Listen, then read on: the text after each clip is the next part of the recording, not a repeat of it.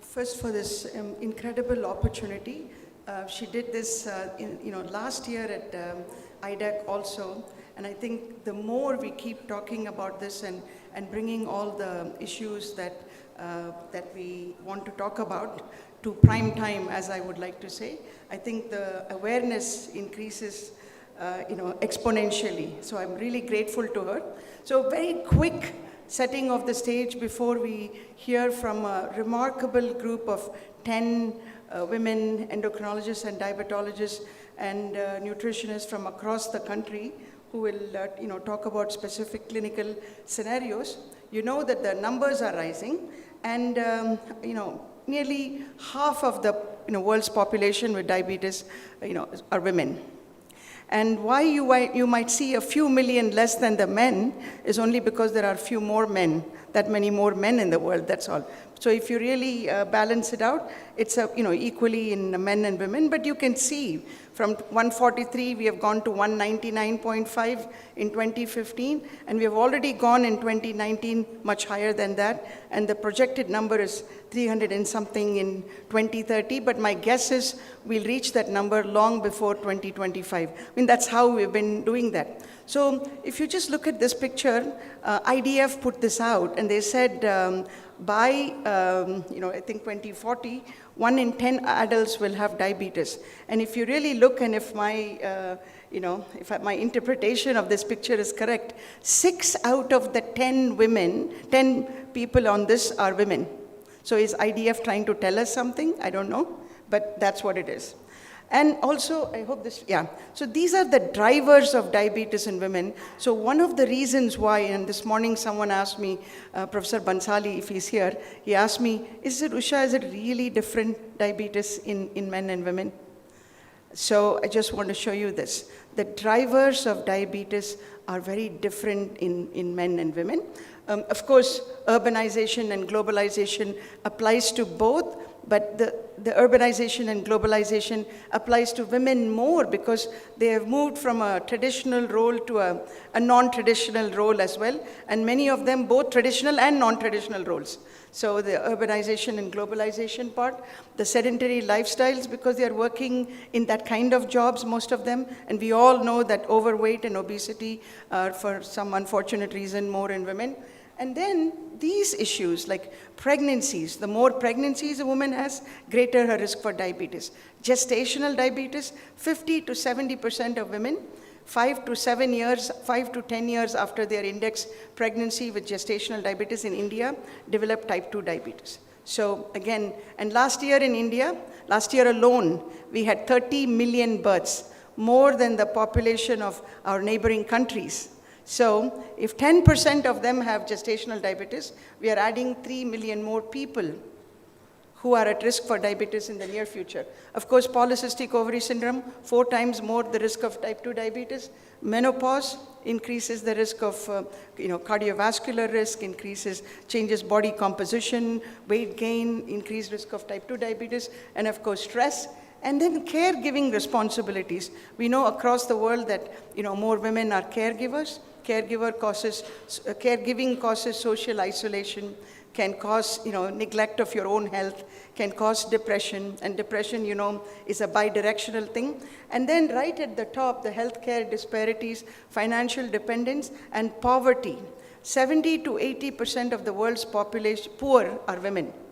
And poverty itself is a driver of diabetes. So as you can see, there are many, many drivers of diabetes that are unique to women. So that's why when it comes to women, it's not just lifestyle, it's also life cycle.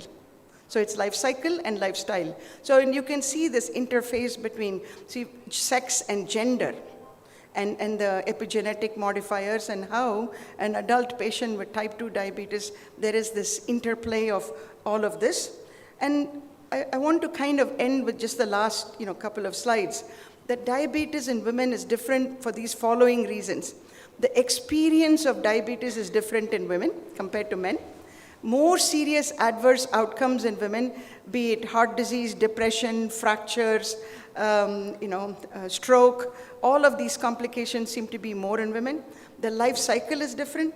The socio-economic cultural context is very different in women, and gender-specific health research and technology seems to have lagged behind when it comes to women. And gender inequities in healthcare, we don't have to talk about that. And we need to kind of look at the whole therapeutics.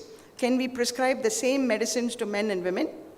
And looking at it through a gender lens, and we're going to have some discussion on that. And of course, what are the benefits of gender mainstreaming in everything? I think that has to be included, and that's very important. And I already mentioned all the higher risks. One more really important thing is more women die from diabetes than men across all continents except North America. Everywhere, more women die every year than men, and if they are equal in terms of the numbers, but more women die from diabetes. So this whole life cycle, that's why I started by saying the life cycle is different, life course is different. Whether a baby is born small or large, depending upon the nutrition of the mother and other risk factors like GDM. Both small babies and big babies are at risk for future diabetes. She may grow into an overweight girl, and then she may grow into an overweight adolescent, and then it may be further complicated by issues like polycystic ovary syndrome, or this may be a malnourished young woman, and she will then go on to a career or a job that involves prolonged sitting and stress. And then she will get married and walk into the pregnancy, possibly with pre-diabetes or metabolic syndrome or being malnourished, and then becomes at increased risk for gestational diabetes, and then develops type 2 diabetes, and then develops heart disease, and then her life is cut short. So just to tell you that this is not such a simple thing that, this is just women having diabetes and men having diabetes.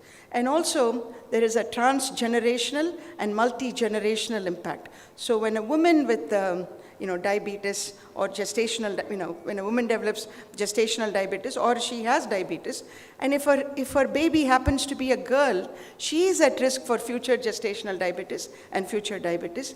And new data says her grandchild, the ova of the baby that's inside this woman, is bathed in the glucose of the grandmother, and that baby is at risk for diabetes in the future. So we are talking about multi-generational and transgenerational. So the purpose of today's symposium is to look at the life course approach to caring for women with diabetes, whether it is pregnancy, whether it is before conceiving, whether it is a woman with diabetes, and what are her complications of diabetes. So my final message: women and men are equal, but not the same.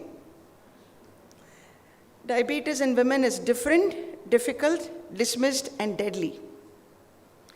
And healthy girls become healthy women. Healthy women become healthy moms have healthy babies. Suddenly one morning, you can't wake up pregnant and become a healthy mother. So you have to be a healthy girl and become a healthy woman.